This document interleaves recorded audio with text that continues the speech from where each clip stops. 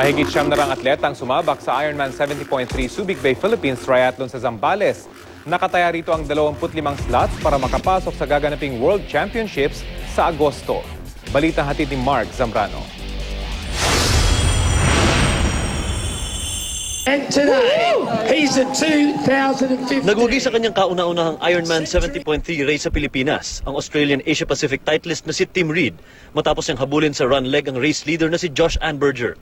Kakaibang sigla raw ang ibinigay ng suporta ng mga Pilipinong nag-abang sa gilid ng race course. The energy in this race was as good as anywhere in the world, so it was a really great atmosphere. Si Paris Edwards ng England, ang top women's elite finisher ngayong taon. I was really pleased because I felt good in the water and my aim is always to get on that bike. Top Filipino elite finisher naman si Banjo Norte ng Cagayan de Oro. Naali ko sa pamilya ko, saka sa team kong.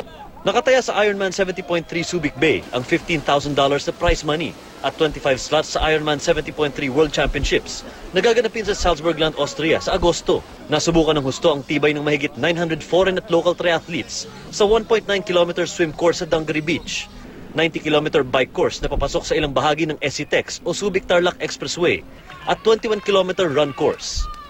Mahigit 30 elite pros mula sa 37 countries ang kasali sa karera ngayong taon na pinakamalaking bilang sa kasaysayan ng Ironman Philippines. Kasama sa karera ang 3-time Ironman World Champion na si Craig Alexander, reigning Asia Pacific titleist na si Reed, at ang mga Ironman Philippines veterans sa sina Dan Brown, Belinda Granger at Ali Fitch. Kasali rin ng Filipina elite pro na si Monica Torres at GMA News anchor and reporter na si Rafi Tima. Mark Zambrano, GMA News.